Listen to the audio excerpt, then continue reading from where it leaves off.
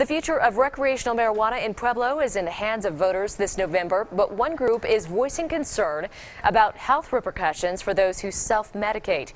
KRDO News Channel 13's Katie Spencer has both sides of the issue as part of our continuing coverage of cannabis in Colorado.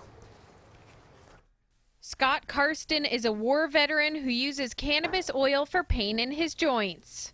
All the gear we had to wear, the constant pain in your knees, back, all that stuff. Karsten says he and his veteran friends had a hard time adjusting to life after the military, and many of them use recreational marijuana to help cope. Before using, they were angrier, a lot angrier all the time. But vets like Karsten are concerned if recreational marijuana dispensaries like this one end up being shut down. That's their livelihood now. They depend on that to get them through the day. A group called Citizens for a Healthy Pueblo collected enough signatures to put a recreational marijuana ban on the November ballot. But members say those who need it medically will still be able to get it without a doctor's authorization.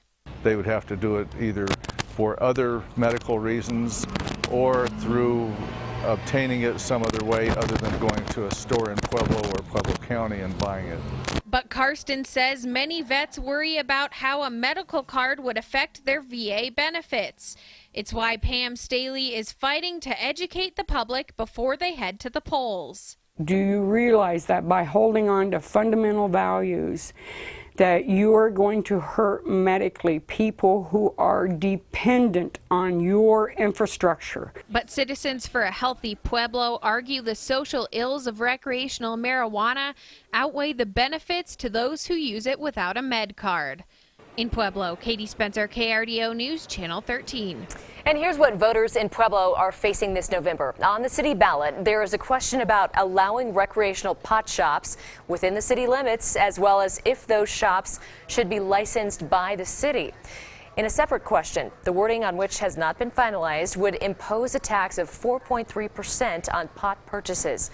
Higher tax amounts of 5% and 8% have been discussed. Now, in the county itself, the group Citizens for a Healthy Pueblo have gathered more than 9,000 signatures to place a measure on the ballot that would strip the licenses of all the recreational marijuana shops. The U.S.